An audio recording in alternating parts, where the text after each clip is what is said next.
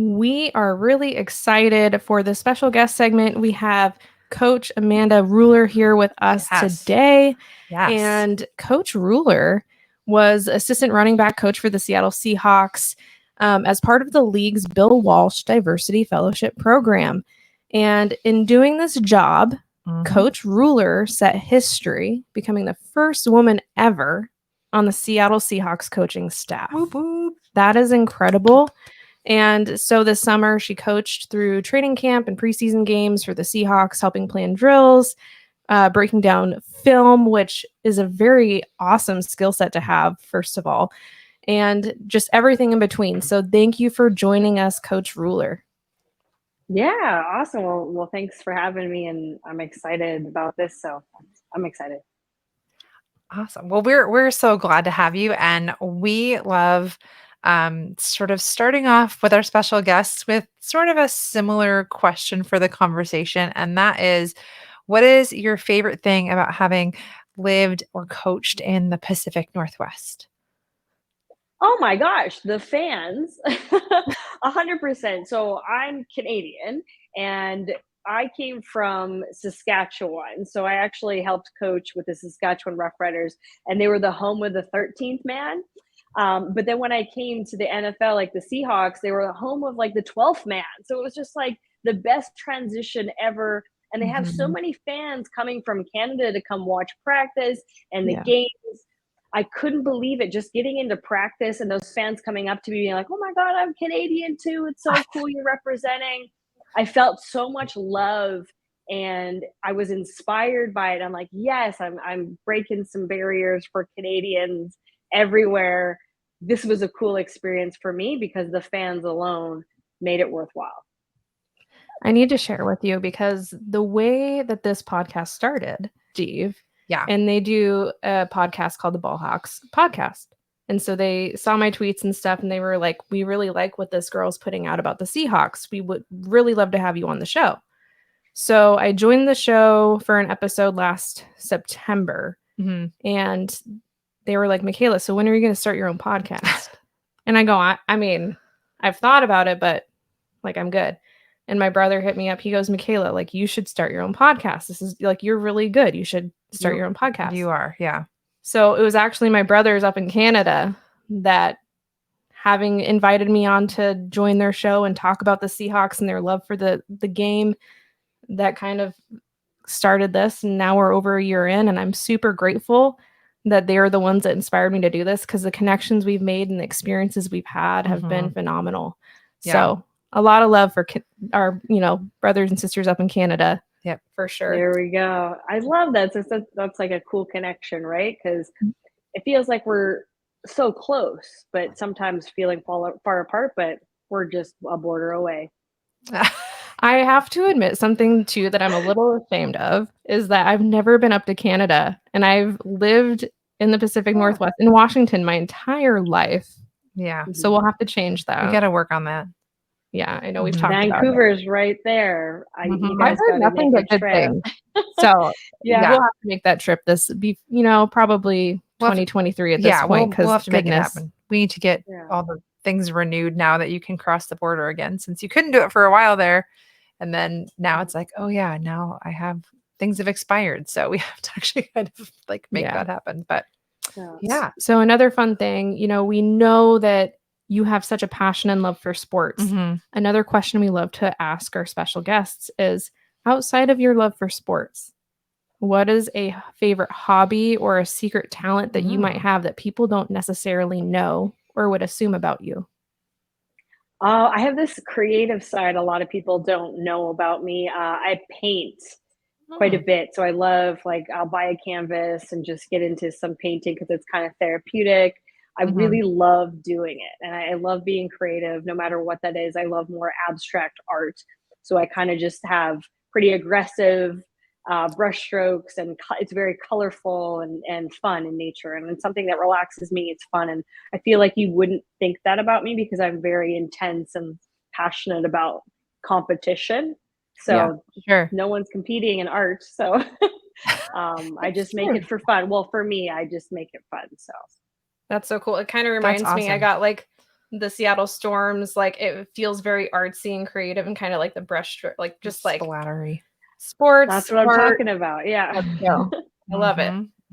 Very cool. I know that like we're kind of the creative side too in our own way, but it's like those things that you do to kind of just decompress and disconnect from the things that you have to like pour a lot of energy into. So it's nice to have those outlets for sure. Yeah, absolutely. Okay, so this summer with the Seahawks, what did your day-to-day look like during your time with that internship? Yeah, it's a really good question because I think all teams are different with their day-to-day activities. But for me specifically, I worked with the running backs coach, so I was assisting him and helping him. And when I first got in there today, we chatted about what we would be doing throughout the day. He asked, "What drills would you like to execute? What should we do for the?" Chad Morton, the running backs coach there for the Seahawks, was so great to me. He asked me tons of questions. He made me challenge my thinking of what a running back could be. And every day he asked for my feedback, and I learned so much from him. So we started out the day together, staff meeting. We had a little bit of a mini indoor practice. So it's a walkthrough type of situation where I was able to I played scout defense against the Seahawks, which was really, really fun. So I actually got to be involved in some of the playmaking as a defensive person. I played free safety. So it was super fun. Then we got into lunchtime, breaking down some of that film from walkthrough. Then we got into outdoor practice, which was a little bit longer, where we'd be more up tempo. And then we have our individual drills, special teams was in there, tons of other stuff that we did. But then we got down right after that, we broke down film with the coaches. Then we broke down film with the athletes, and then whatever we need to do for that day for installs, and then some supper. But I worked on individual stuff, just like working on my skills, helping with some breaking down of the film and working on that DB Sport or inputting that data within the computers. I did everything I could. I always asked for more tasks. So my days were pretty filled, and they were consistent. Like you'd consistently wake up and have it filled with all those activities. And then I would, at the end of the day, find a spot for me to go work out myself. Yes. You have to put that time in for yourself too. Like because you got to take care of your heart, your mind, your body. I say that a lot in the shows, like take care of your heart and mind above all else. If you're not doing that for yourself, it's really hard to do that for other people and to be your best self and the best version of yourself when you show up to what you're supposed to do. So I'm glad to hear that you still are taking care of yourself at the end of the day. What time would you show up to the facility and what time would you leave? I would show up maybe around 5:30 in the morning and leave around 11 p.m. Wow. I was there all day. I think there's some misconception about coaches, especially as an athlete. I mean, I was an athlete myself. I played football. I did Olympic lifting. I've done everything, a track and field, but I never knew as a coach, especially in football, how many hours you put into coaching. And this is true for, I did work within university football as well. Same thing, showing up at the office very, very early, first one there, last one to leave. So I was there every single day, all day long. I think it helps that you put again, a timestamp on it, because we often hear, in the media, like the first one to show up, the last one to leave, but there's not necessarily a context for it's like, what is that? Like, what time frame typically is that? Yeah. And so you're pretty much going home, sleeping, and just like you're devoting your entire day. Yes. Every hour you have to being there to do the job that you're passionate about. Do you feel like, based off of your experience, that what the national media says and experiences and the fan bases, that they don't necessarily have as much context to be able to respect the amount of time that's put in by coaching staffs, by the players? Like, I don't know that they fully have that context for what first one there, last one out means. Yeah, I just because it's an industry that isn't ruled about like you're given hours during the day. It's a short season, right? Because it's only starts at the beginning and only goes so far. Like you're not there for an entire year. Yeah. You have a little bit of a break. That's what I'm trying to say is unlike regular jobs where you have to be there at 9 and then you're able to leave at 5. the pursuit of football is endless. And that's where I think I quite love it, is because you can never be satisfied at the end of the day. You're like, there's always more work to do. There's always more film to watch. There's always more to be learned. And I don't think people really understand unless you're in it. And I don't think I really understood as a player. And that's totally fine, because as soon as I started doing that, I had the attitude I was all in coaching and this is what I want to do. So I was here for it. Like, as soon as they said this is the expectation set by the head coach, I'm in there. And some days, you try to beat the head coach in there, and I don't know, he must sleep there, because Pete Carroll was there all the time, every day. I really looked up to him as a mentor, and he was just such a great person to work with. Always excited, always passionate, always there all day long, doing the best he could, putting in every single ounce of energy that he had. And it was just amazing. Wow. What would you say is your biggest area of growth or development during your time with the Seahawks? Could you put a name to what that specific thing is, or do you feel like there's a lot that you developed and how you grew as a person? But what stood out to you? I'm going to give it a name, and it's confidence. Because a lot of the time when I was coaching or working with people or volunteering before, it felt almost as if I needed to be grateful. I needed to be grateful with the opportunity that you're given, put your head down and do the work. And the thing I gained with being with the Seahawks is they gave me perspective on my worth. They picked me out of a lot of individuals that have applied for this opportunity and this fellowship, because I was the best person for this opportunity. And I had to take that in and for a second be like, I have to be confident in who I am. And going forward, I will never be a coach that's going to put down their head and not give their opinion and just do what everyone says. I'm going to give my opinion. I'm going to be the best coach I can be, because they told me I was. They told me I was worth something to this world as a coach.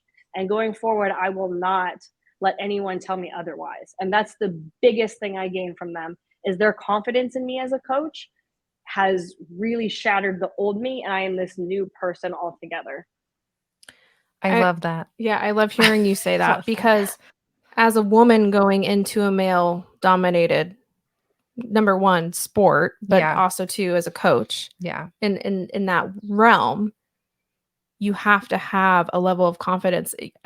What you said really stood out to me about not just putting my head down and doing what I'm being told, but to have an opinion and to say something, and the confidence it takes to do that in that world. What did you personally have to go through to get to that point where that confidence was there? It's not just something that happens overnight for people, and especially for young women trying to build themselves up and to get to these places. And there's a lot of things that are said in words. And I had listened to a podcast that you had joined, and you were discussing kind of the top 1% believes in me. They know that I'm supposed to be here. I'm going to listen to those voices. Those are the voices that matter if I'm going to be able to grow in this space. But what does it take to get there, to believe in yourself and to have that level of confidence? Because there's so many women that need it in this world. It's exactly how I got there, is I kept listening to those people's that opinions matter to me the most. And it started with my family. It started with my dad believing in me as an athlete growing up. He said, you can do anything the boys can do. And then having such a powerhouse mom who was a career woman, she made me feel confident in who I was. And then every time someone said I couldn't do something, I was like, but my mom's a badass and she says I can. Are you serious right now? Yes. So every single time someone told me no, there was the top 1%ers that are like, of course you belong here.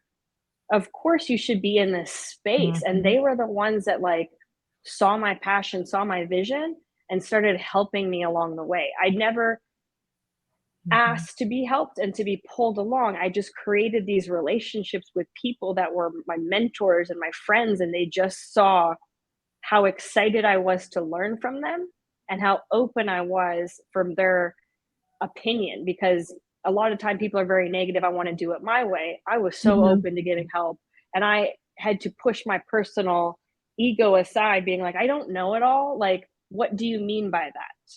Like, even asking like defensive fronts or coverages, what does cover two mean, or cover three? Like, Right. just asking Yeah. these questions, maybe somebody else would know within the football industry, but I'm just starting out, so I didn't know. And I actually asked these questions, whereas somebody else might feel embarrassed. So I gained Mhm. that confidence by asking the questions no one else was willing to ask in Mhm. the room. And I just every time ask that question, and every time those one percenters is like, you know what you're talking about, don't you? And I'm like, yes, I do. So just having these conversations and getting people to believe in me and my vision and my ability, because then they speak for you. So it's not about who you know, it's about who knows you, and they will speak about you in Yeah. spaces where you're needed to be elevated. And the biggest thing is, somebody asked me, how can we help women? How can we help women be in the football industry or in these spaces? I'm like, when you're asked behind our backs about our ability, elevate us. And that's all I'm asking, because Yeah. that is when they ask, is when I am not in the room or other Mhm. women are not in the room, because they want to know your true opinion. Mhm. Elevate us. And those people that talk bad stuff about us, shut it down. And that's what Yep. all I'm Mhm. asking is, just shut down that conversation of saying they don't belong here. What do they have to do with winning? Because these Mhm. And are you things hear that those I've heard. conversations. I've heard comments from professional players and, in conversations with the media, and whether they wish they could walk back their comments and sort of things. But like, what do women know about route running? What do women know about the game and in the fine details? It's just like, Mm.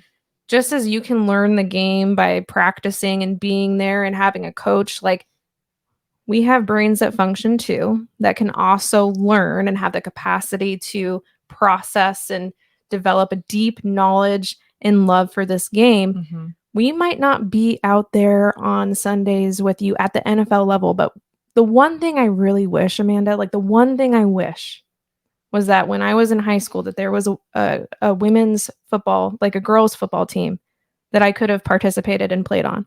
Because as a former softball player, I had a high level of a mental game on that field. It took a lot of mental capacity to understand what was happening each play and to know what to do situationally. And I felt like that could have transpired Mhm. in a great way. And at 30 years old now, I'm kind of like, okay, well, I'm really excited for the girls and the women coming up behind me that are getting these opportunities to play and to learn the game and to be on Yeah. the field and to showcase their great talents. So I'm grateful for people like you. I'm grateful for the women coming up behind us that Mhm. have people like you to look up to. I'm totally nerding out over your experience right now. Like, you have no idea. She's been very excited. So it's just such a great opportunity to see people like you, and what does it take to get there, right? So I Mhm. again, I'm like totally nerding out over your experience and over your grit and your drive Mhm. and what it takes, right? Like, you say, like, I don't want anything handed to me just because of wanting this opportunity of being a woman. And no, you've worked your ass off to get here in a lot of different avenues and through education. Like, you know what you're talking about. You show up every day. um it sounds like the players have a lot of respect for you in the Seahawks organization. Mhm. That running back room is really special, and I'm really sad for Rashad Penny for, his season ending again too Yeah. early. But Kenneth Walker, you stated, was going to be something special before the season started. Mhm. Now that you're seeing how his season's unfolding, what do you have to say about what you saw this summer to what you're seeing transpire now in the field? Wow. Today I saw, I don't know if it was posted today or yesterday, but the NFL named Kenneth Walker the mid-season Yep. rookie of the year. Yeah. Mid-season rookie of the year.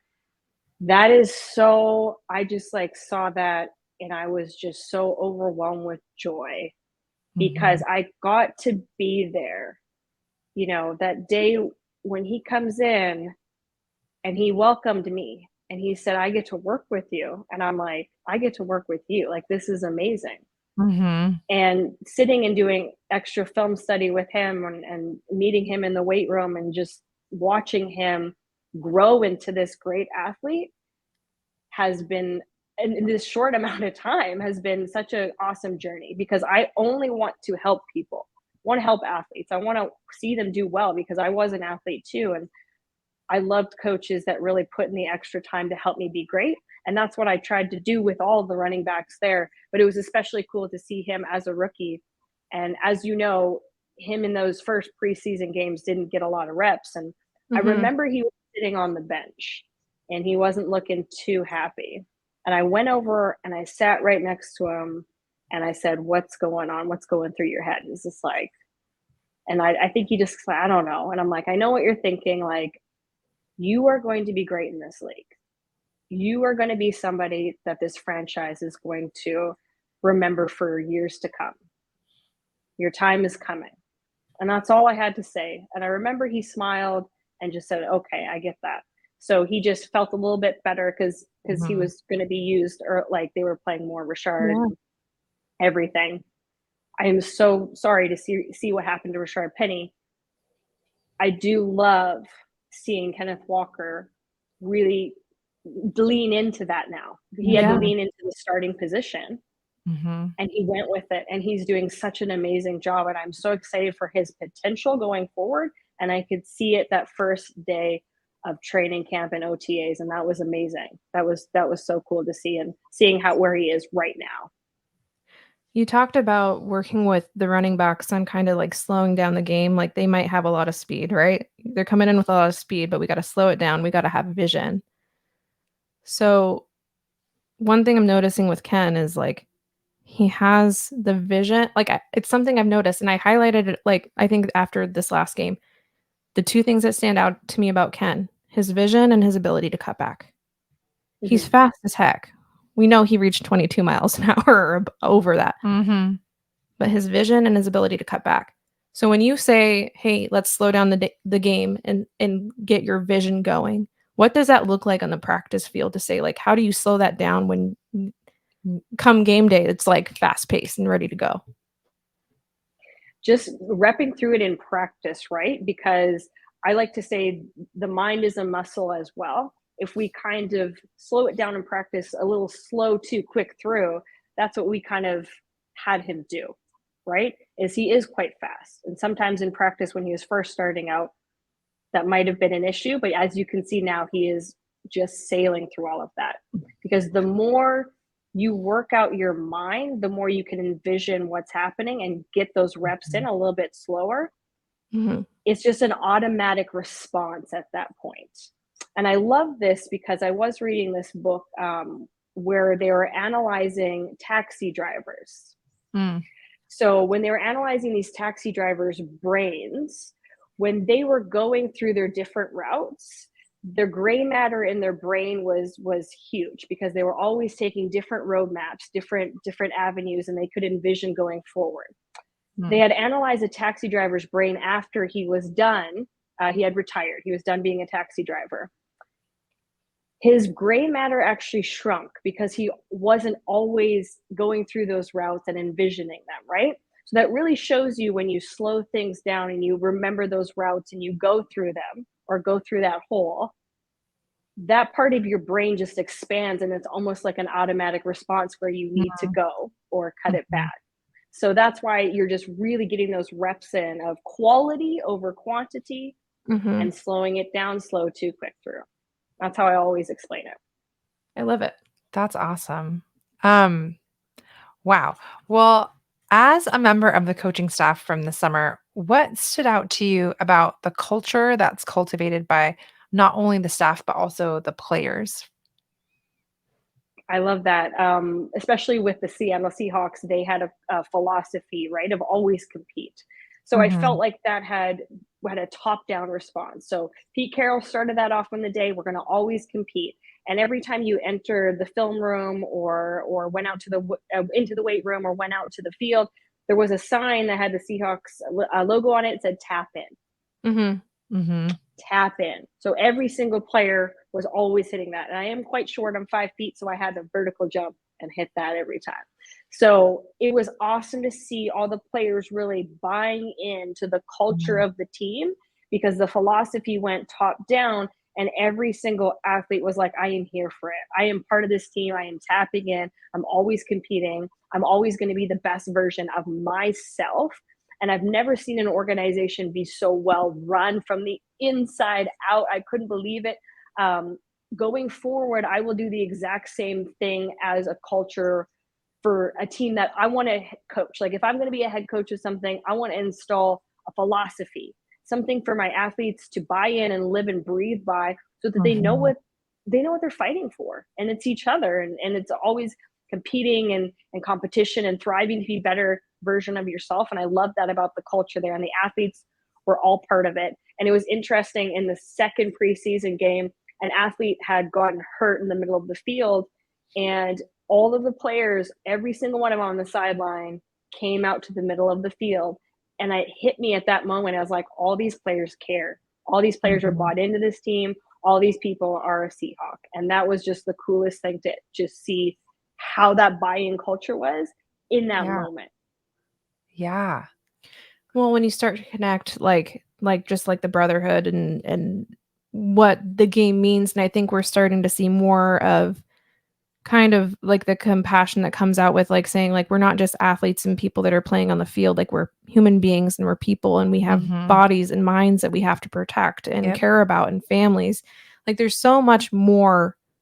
And I think that that's why when we talk with like former athletes, you know, we've talked with Doug Baldwin and KJ Wright and Shelby Harris, like we've had conversations with them, and we always like to bring up mental health, because there's so much more to who they are as people. And it's easy to forget, like we're just watching a game unfold and we have feelings about how things are run or what was done, or they could have passed here or run there in that gap, but they're human beings. And so I like to hear the culture component, because it also makes it a desirable place to coach, a desirable place to play. And it's been this way, and from what I've heard, it has been this way for years, and Pete has really cultivated that. I also like always compete. I'm like, that's definitely like off of his name. Always compete. So it's a lot of fun. I think that's really fun. And it sounds like there's a culture there that people can just like really fully enjoy being there, being who they are, and that there's a lot of support there on the mental health side too. Like that they care about one another. And when you care about one another, you feel like you can show up and you can trust each other to be there where they need you to be, on the field, off the field. So I really like hearing you talk about that in a little bit more in depth too. Yes, I'm a big advocate for mental health awareness. Just as an athlete, there was no support when I was playing in anything, like from track to football to weightlifting. No support at all. And it was weird to me. And I definitely had some issues myself. I had a lot of performance anxiety after my father passed away, just because he was my biggest supporter.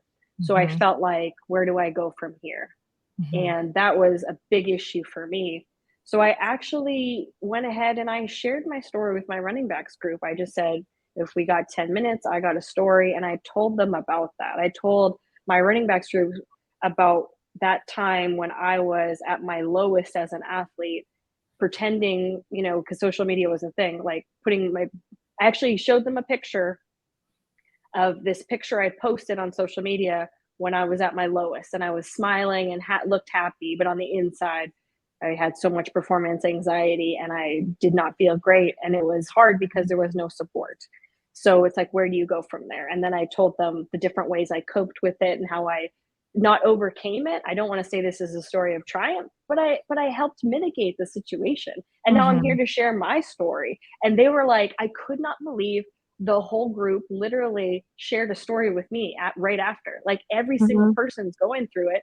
And I took the time to just be like, this is how I felt. This is what happened to me. And they were like, me too, which is insane, because, you know, sometimes you think that they're indestructible because they are big guys on the big stage of the world of football, but they're definitely like everybody else. And it was really, really cool to be in that moment, share what I had, and them to share back with me. So as a psychology major, I too am a huge mental health advocate, and I work at a high school in Tacoma as a college prep advisor. So a lot of the social emotional support comes along with that. Just because you're working with high school students, it's a really important time for development for them.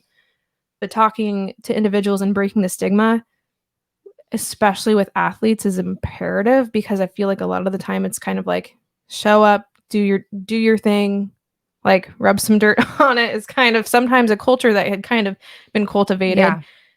And it was interesting because Doug Baldwin said, when you were playing in the NFL, you kind of have to put yourself up on this pedestal to be able to survive the social media component, to be able to survive kind of just the day ins and day outs of being somebody on this national media stage. You kind of put yourself up on this pedestal, but when you retire or when you're done, there's this big come down and you realize like, you're just another person. Right. And so I had asked him, I said, do you feel like the NFL is doing enough to support their players that either one, maybe they have season ending or career ending injuries, or they go off in retirement? Do you feel like there's enough mental health support? And he goes, yes and no. He goes, I think that is important for players to also take that responsibility to seek out that kind of support for themselves. But he goes, I think they're doing some good things, but there's always more that could be done. There's always more that could be done. And ultimately what I think it like really relies on is that people need people, and people need people to be able to share their story and be vulnerable.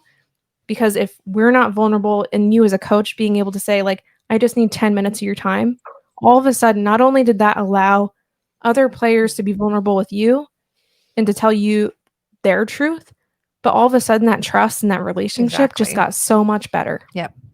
They know they can come to you because you would understand in some capacity. It might not be the exact same situation, but they know that you're a safe person to come and talk to.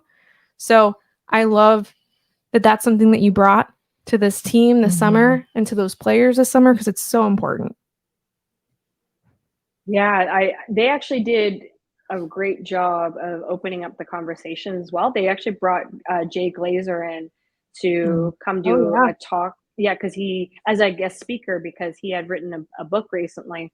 So he came in and started talking about his experience with performance anxiety, just as like someone that's on TV. Yeah. And it was surprising to hear from him that he is very anxious and someone that almost has a panic attack every time he goes on TV, because you think a lot of people are put together. And it was cool to hear his truth in that moment. And I think they did a really good job bringing him in and him sharing his story. And they did a good job because they actually brought up somebody else to be like, you can hear somebody to talk to. So they, from my experience, what the time I was just there, they were doing things to help implement some measures to help with mental health. And it was inspiring. That's awesome. I think that and hearing that about the Seahawks, kind of that idea that they are really there for the players as people too, is probably a really beneficial thing as a team, and probably helps build towards the success that they have. And right now, the Seahawks are 6-3. They're having a lot more success than I think probably most people expected, outside the organization, for sure. People were really counting them out after Wilson was traded and everything. So, what do you think contributes? What else do you think contributes to that success that they're having right now? Yeah, it starts with just guys wanting to do right by the team. And I remember specifically during OTAs, it's a little bit more relaxed. Like it wasn't every single day, but it was like 3 days on, and there was a day off. And I remember I didn't know what to do, so I came in anyway.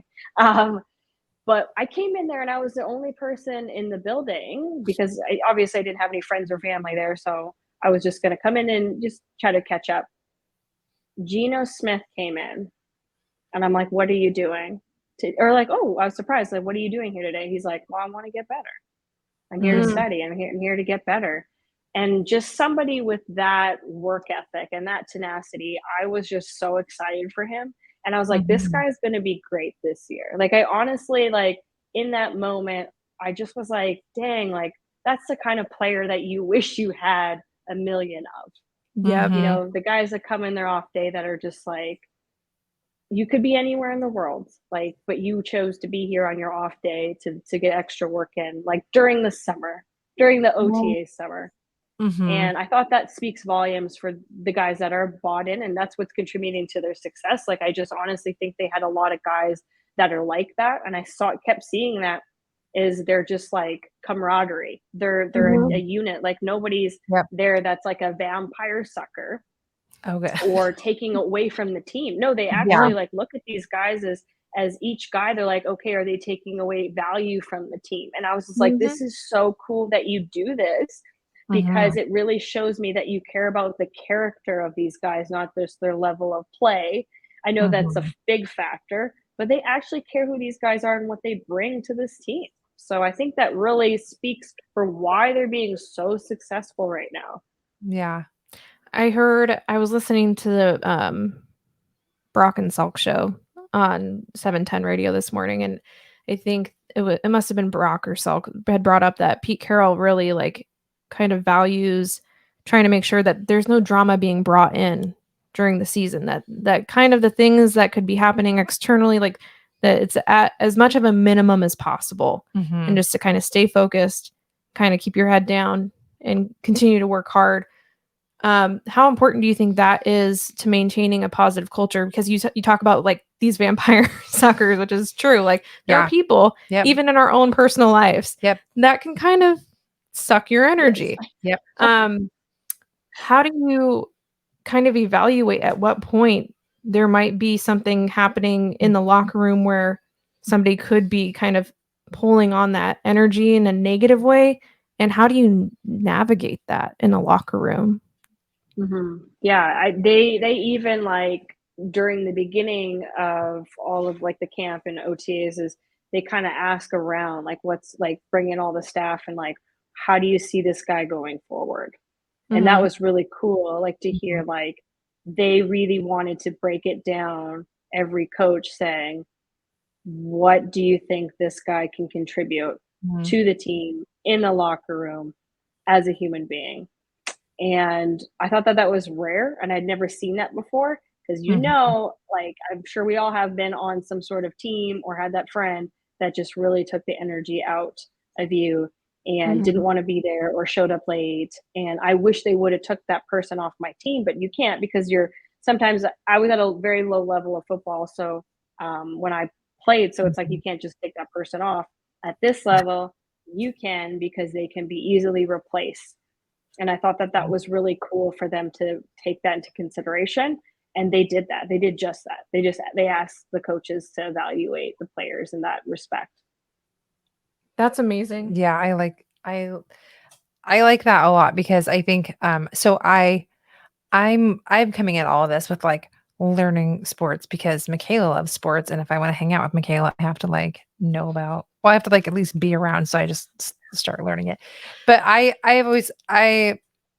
my transition into kind of knowing more about professional sports has been tricky, because I came from like the kids sports thing where it's like, we're all a team, we're all in this together. Like, yeah, and then now it's like, this is a business and all these people play a role in making this business successful. I mean, in a way. And so, so kind of knowing that the people part of that matters, a lot, and not just like how well you can throw or catch a ball or run down a field, just to kind of put it simply like that. That's really great to hear, because I think that's really important as well. Like these athletes are in the spotlight. They're looked up to by tons of kids, people, everything else. And it's nice to know that like you care about what you're putting out there as part of your brand, that it's not just like, this guy had the best time in the whatever thing is, the dash of whatever, when they see, I'm not combine. You know where I'm trying to go. Yes, I do. I know. I'm not there yet, but it's good that they're looking at other factors as well. I think, but that's good to hear for sure. What else is good to hear is that we all here in the Seattle area get to wake up at really early on Sunday morning to watch this next Seahawks game over in Germany, playing the Buccaneers, and Tom Brady. And so, regardless of the success that the Seahawks have seen on the field, a lot of the national media seems to still be favoring the Bucks to win on Sunday. I mean, did they not see Gino's picture painted on that big bill? Like, I mean, maybe not, but what do you think the Seahawks have to do to win this game? Be consistent. So we had a saying at the Seahawks, it's just called do right longer. They just need to do right longer than the other guys. Just keep one play at a time, one drive at a time, one series at a time, over and over and over again. I'm sure you've heard Marshawn Lynch say that kind of stuff. Yeah. Oh. Really over and run it down their throat over and get that run game going, right? In Gino we trust, right? That's what I keep saying because I keep seeing it over social media, and it's awesome to see him do his thing. And so many people wrote him off, and I am so proud of him as an individual and a human being, and for him to do great. They have an incredible run game. I'm going to tell you that. And then the defense, like, it's just going to be, all they need to do is just be consistent. Do right longer. Defense is great. Even working with Clint Hurt, oh my goodness. He is an amazing person. He was so cool, like, to help me out. I asked him so many questions and sat down with that guy, and he's this amazing human being altogether. So just do right longer, guys. They got it. Bobby Wagner would like to say, don't get bored with consistency. And it's important because it's like the basics, right? The technical part of the game. Like you have to just be consistent in the things that the basics even. And being really, really good at it and not getting bored with that. So cool. I think that the Seahawks are going to pull out a win. I think that they'll pull it out. I don't see why not. Really good. And I love seeing them pull it all together, literally in every facet, the offense, the defense, special teams. They pull it all together. Like, this team's special.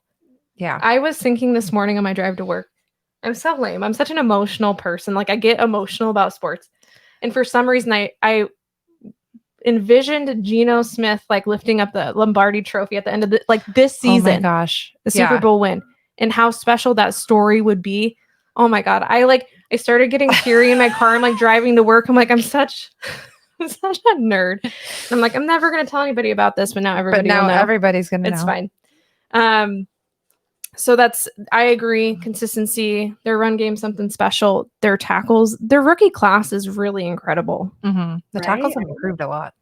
Abe Lucas, I went to Washington State University, so I'm really proud that there's a Coug out there playing right tackle, showing out. What an impressive guy. He's very impressive, and it was cool to see his growth over time, just being there when he first got there, and watching him grow into this person and this athlete. I'm very excited for him and his potential and where he's going with that. It's just amazing to see where all these guys coming in and where they're going. Yeah. So to wrap kind of this up, we have just two more questions. What are the next steps for you in your career? And what's your ultimate dream job in the world of sports? My ultimate dream job is to work in the NFL.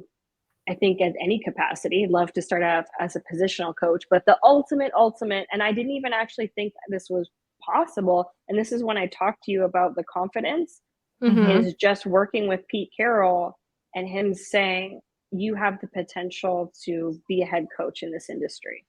Yeah. And I was just taken aback, and I could not believe him saying that to me, because of all the stuff he's done and all the places that he's been. Him giving me that nugget. I think that I could be a head coach in the NFL going forward. You're going to do it. That is my ultimate dream job. And it starts here and now, and getting more experience and getting more and more opportunities. And like the next thing I want to do is, as a assistant running backs coach, and then me doing university running backs coach, I want to be an offensive coordinator and work up from there. Maybe I'll be a defensive coordinator one day and then work my way into being a head coach. But it's not going to happen overnight. I have to keep putting in this work. So what's next for me is finding that next opportunity, whether it be CFL, NFL. I just finished working with a university football team where I just won an award for coaching recognition. And I think that's where it starts, right? Is just like keep moving forward one step at a time. and I'll get there, and people will have that trust and attention for me to be in that position. So that's where I'm going. I love the confidence, and I literally have no doubt that we will see you as a head coach in the NFL. I have no doubt it's going to happen. We're like, it's true. And then when it does happen, we can go back and like play this part of the clip to be like, we knew it. You see, she said it was going to happen, and we were like, yeah, it happened. And then we'll be like, hey, we'll all celebrate. It'll be exciting. Yeah. Well, for other, young girls out there and women out there who maybe now are dreaming or have dreamed before about pursuing coaching in the CFL or NFL, what steps would you encourage them to take? Because I'm guessing a lot of them, I mean, I know when I was younger, I never would have thought about, women going off and coaching and stuff like that. And it seems silly because it's not that long ago, but it's this new thing. So how can they make this dream come to fruition? The first thing they can do is get as much experience as they can. And that's just like pushing down doors, asking if you can volunteer. And that's exactly what I did sometimes I was told no. So I had to go around the other ways. So I didn't even mention is every time a door closed, I actually started in sports football media. And I showed up to games and practices and did my media talking to coaches. So I gained their trust and attention. And I eventually said, can I help coach? So I got in back door by doing sports media. And then I used my degree as an exercise physiologist and exercise certification by doing strength and conditioning for football athletes for combine prep. So I became this combine prep specialist. Double down on what your skill set is and go after that. And I also use my data analytics from strength and conditioning to help with football recruiting, because I'm really good at movement analysis and data analytics, and use whatever you can to literally get your foot in the door, as many hats as you can wear. Like you'll never find a coach that has as many hats as I do, because holy smokes, I tried every avenue to get in and I am here. So you can't deny the person. The squeaky wheel literally gets the grease. And if I would have just put my head down and said, okay, like, I guess I wasn't meant for this, I wouldn't have gotten as far as I can. So keep pushing. Every time someone tells you no, like that's just going to happen. You're going to be told 5,000 no's, but like literally one person's going to say yes. So keep going, double down on what you're good at. I wish I knew to know your worth. I did a lot of free stuff where I should have charged people because somebody asked you to do that because you're the best person for the job. So know your worth going into stuff and keep pushing. Like literally befriend people in the industry and keep asking if there's opportunities. Networking is the number one thing I tell my students that they need to start doing sooner than later. Because literally almost every job I've had, even in the realm of education, was because I knew somebody somewhere and they were able to speak on behalf of me, or they knew that this opening was happening. And of course, my resume and my interview skills helped me actually like lock in the job, but I wouldn't have been considered had I not potentially known somebody. So it's something I tell, leverage your network and find those doors. Yes. Yeah. Well, we just want to say thank you so much. It's been so fun for joining. This has been one of my all-time favorite discussions, conversations. It's really fun to elevate women in the world of sports. Yep. And that's really what we want to focus in on and really help do. Women's voices in sports, women coaching in sports, women playing sports. Yes. And to get people excited about it, because women are badass. It's true. Yep. It's true. So thank you, Coach Ruller, for being here, for sharing your knowledge, your expertise, your experience with us. We are super grateful. And we hope you have a good rest of your night. Awesome. Yeah. Thank you for having me.